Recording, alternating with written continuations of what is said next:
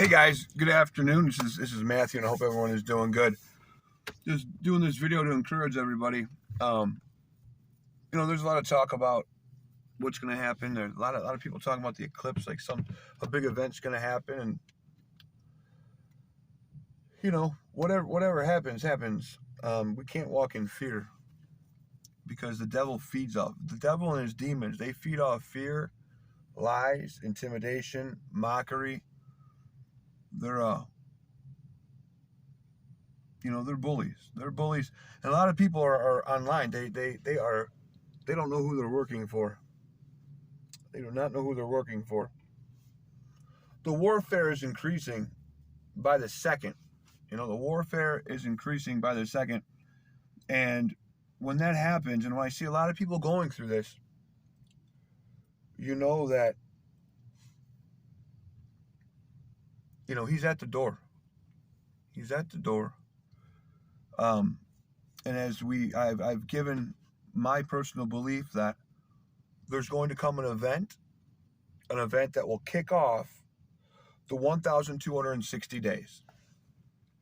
Now, there's a guy in Israel they're calling Moshiach. They're literally calling him Ben David, that's son of David. If you're calling someone Ben David, they said he's an angel from heaven, and he's all-knowing.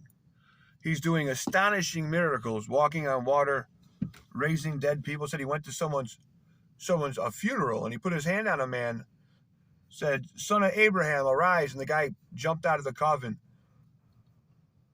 which is pretty astonishing because when someone's in a coffin like that at a funeral home, they're full of embalming fluid. So man, if he raised a dead man that went through rigor mortis and had embalming fluid in him and all that stuff, that'd be an astonishing miracle, wouldn't it? But he's an expert in the Babylonian Talmud. Babylonian Talmud, you know how much they hate Jesus? They hate him with a passion. So the guy's doing similar miracles as Jesus, but of course they hate his guts. So there's like 11 antichrists at the end time, 11 of them. But there's one in specific. And we all know people like Trump and Obama and Elon Musk and Mark Zuckerberg and Bill Gates and all these guys. All these guys they're on, the guy from Israel, they're calling Ben David, the Pope. They're all on unite the world into one religion, along with the World Economic Forum, the World Health Organization, because they want to change God's creation, and then they want to control it for their benefit. Because, well, they're demons, they're devils, they're devils and demons, and it's when God opens your eyes, it's kind of shocking. It's kind of shocking. So the season is here. It's gonna the day of Jehovah God comes like a snare. Like no one's there. They're going about daily business, like business as usual. Then kaboom, you're in the Great Tribulation.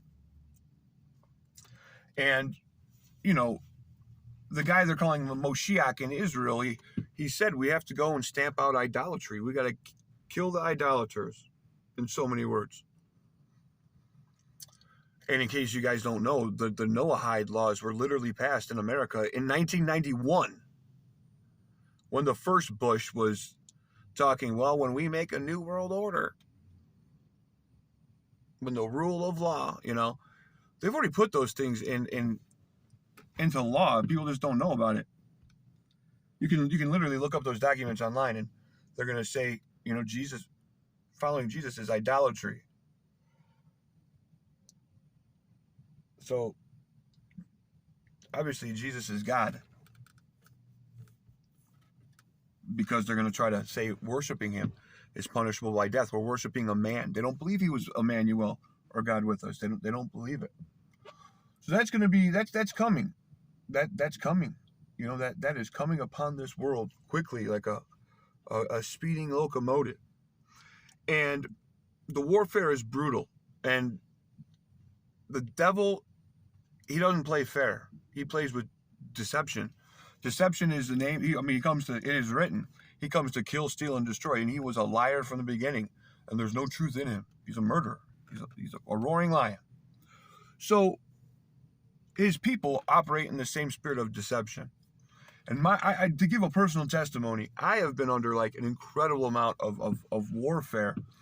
You know, I had 3 different people contact me out of the clear blue sky. And you want to trust people.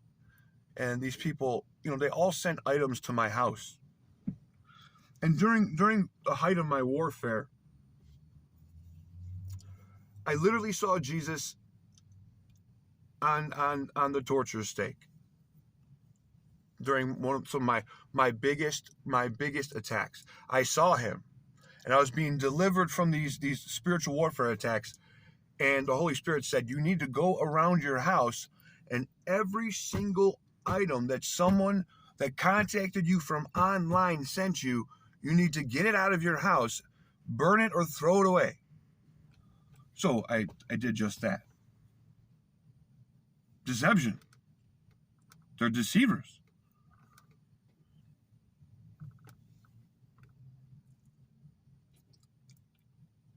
I'm debating if I should tell what I'm about to tell, which is on the tip of my tongue, because the height of my attacks, the very, very height of my attacks,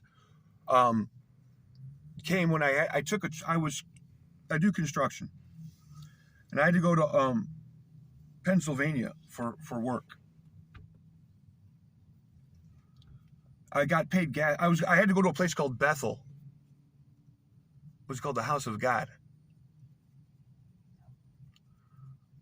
I got paid for gas mileage to go from Cleveland to Bethel. And I was paid $144 for gas money, one way there. I go to my hotel that's on Daniel Drive. I go to check in. The guy behind the counter, his name is Jacob. I go into room 120, which it was on Daniel Drive, room 120, Daniel 12. When our chief prince stands up, there's going to be a time of trouble. Okay? And that's the Great Tribulation. So the next day I go to my job in this place called Bethel. There's a retirement home. I'm working, and a boy walks up to me. There are all old people in the nursing home, but a young boy walked up to me. He's like, "Excuse me." He said, "What is your name?" I said, "My name is Matthew." He said, "No, it's not." He said, "My name is Matthew, and your name is Jacob." I never seen him, never talked to him. He just came out of the blue. I'm sitting there doing drywall finishing. Some kid walks up to me. So then, even more bizarre, it was just a very bizarre trip. It was a very, very bizarre trip. It was a very bizarre trip. Like, the level of spiritual warfare in that hotel room. There's been times I had to call people to pray, and I'm like, "Listen, I don't think I'm going to make it tonight. I think I'm probably going to die." And we have to pray for 3, 4, 5, 6, 7, 8 hours.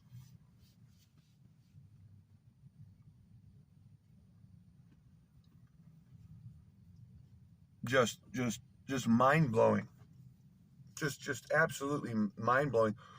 So I've talked to people before, and there are a lot of people who are under attack, and they want to give up. They want to give up. They want to throw in the towel. You know, but that's just not an option. When I've seen visions of Jesus, like I've seen like crystal clear visions of him, like being crucified. The crown of thorns on his head, his hair's all bloody. His entire body is completely mutilated. I've had like I don't know, maybe like, I'm not just talking like you see something as an imagination in your head. No, I'm talking like I took a time machine. And when I see this, it's like, you don't cry when you see this, you wail. It comes from like the lowest part of your soul. Like the absolute lowest part of like your being. You just start crying and like uncontrollable. I've had this happen multiple times. It's like I'm standing on a hill. I was standing next to a woman. Me and her were standing on a hill and we're looking at him up there. And it's like a horrible, grotesque situation. It's like, it's astonishingly terrible. And it just makes you cry like you never cried ever before. And during these attacks, I see Jesus on the Storos, like directly in front of me.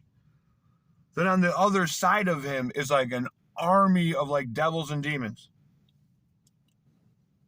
But I know they can't consume me because Jesus is in between us.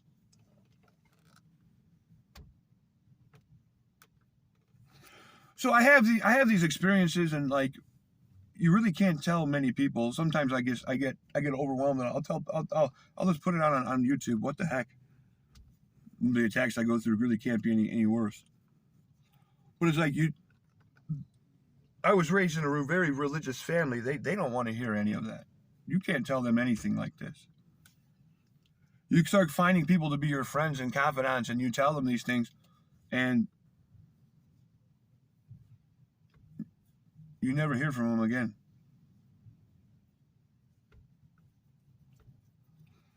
Like,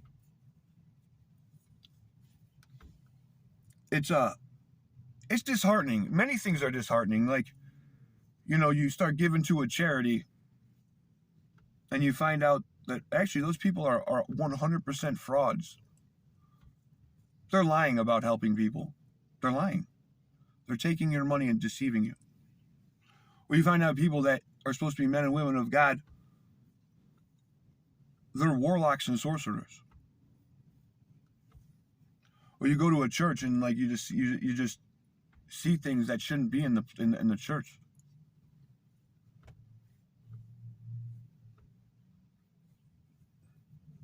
Like, it's sad. It's like, it's beyond sad. It's like, you drive down the road and there's a sign outside that says, abortion is normal.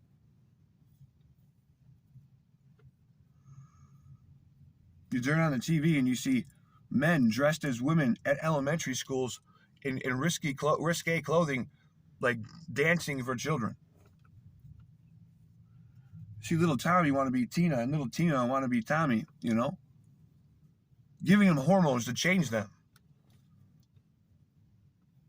You look at the food that's in supermarkets, and like the meat they're selling in like Walmart and Kmart, like not Kmart, Walmart and these grocery stores.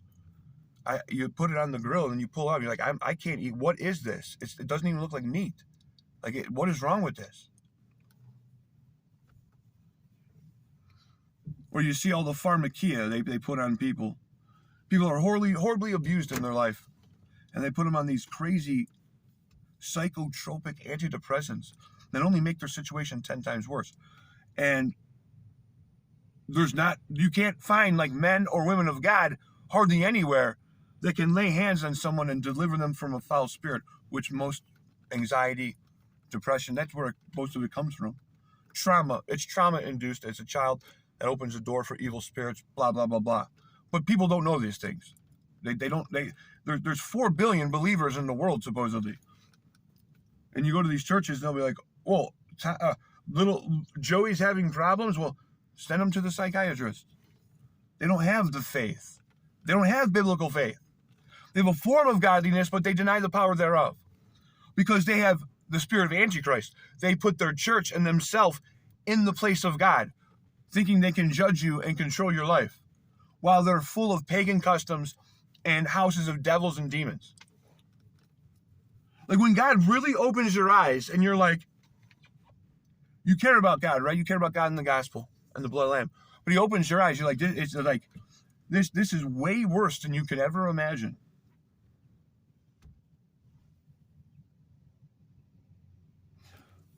Entire country.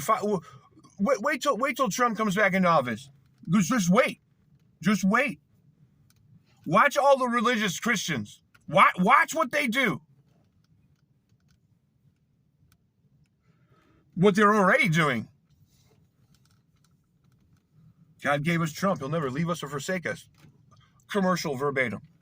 Super Trump. He's the Prince of Jerusalem. He comes from Zion and he fights like a lion. Our Lord is faithful to us.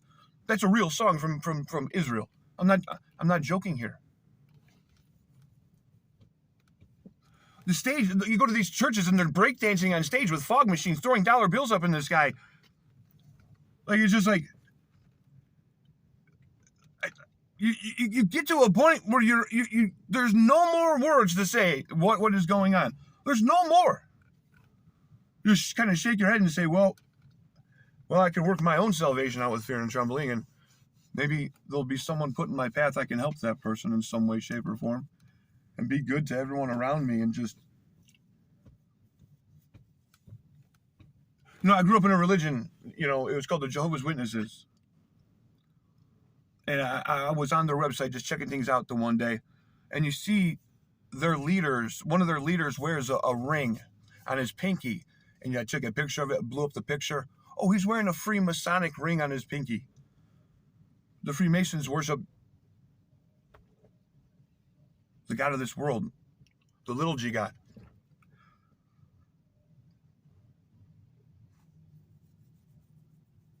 It's just like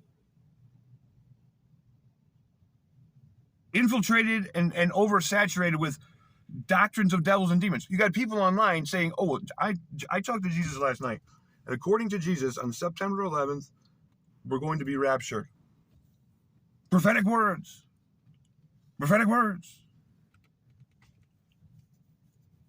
Rapture dates left and right, straight from the throne room of God. Rapture in 2 weeks. People doing deliverance, they set these events up where a man is supposedly delivering someone from a demon, and it's like you're watching the WWE.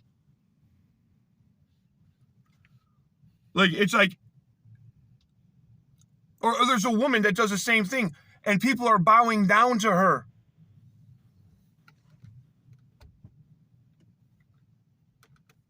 Like, I see these things and I'm like, oh man, we got to get to higher ground, or we got to go somewhere. God has to be furious. He's got to be furious. Like, I'm afraid of God. I want no problems with God at all. Absolutely none. No. Got a guy in Africa claiming to be the Elijah, waving his suit coat at people, and they're falling down like they're doing the wave. The mightiest prophet of the Lord. He's the two witnesses and one people, but millions of people follow it. Why? It's just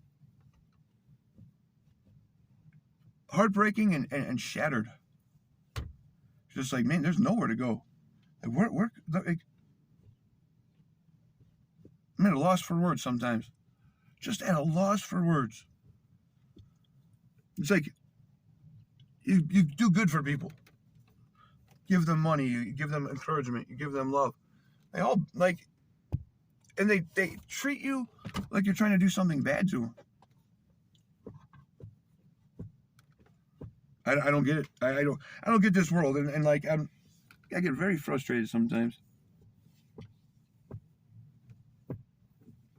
What I have seen and what I have witnessed is I made a video the other day saying I don't want the day of the Lord to come. We shouldn't wish for it.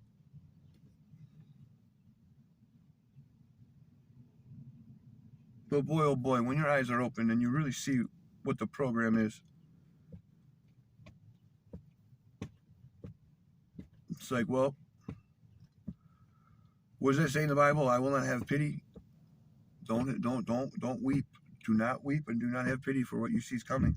That's what I hate to say it, but that's what I heard it loud as a bell in my spirit the other day. Do not weep. Do not mourn for what you see is what is going about to happen on this planet. Do not weep and do not mourn. So we hope God gives us more time. Like the eclipse is going through all the cities called Nineveh. Well, Jonah went and bought him more time.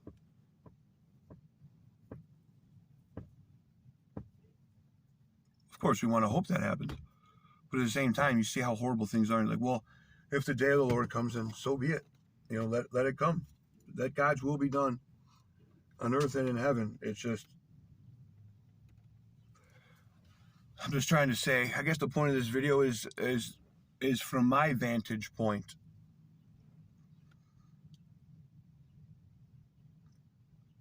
I see things that like they really break my heart. And for people that really care about the gospel, you care about Jesus, you believe, yeah, he died for me, and you believe God is good. You know, God don't want, obviously, anything that you see contrary to how things should be, like it should be heartbreaking to us. But I guess it was all written, so we shouldn't be surprised. And God's in control of everything. But it's like, you know, we're supposed to be passionate about the things we love and genuinely care about. It was like if you have a good friend, your good friend built a clubhouse, and it was the best clubhouse ever. But these people came to the clubhouse and started like littering in his yard and spray painting it and throwing eggs at it. You're like, look what you did to my friend's clubhouse. You ruined it.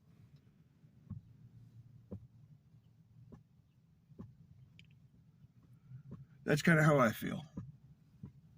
I hope everyone has a good day.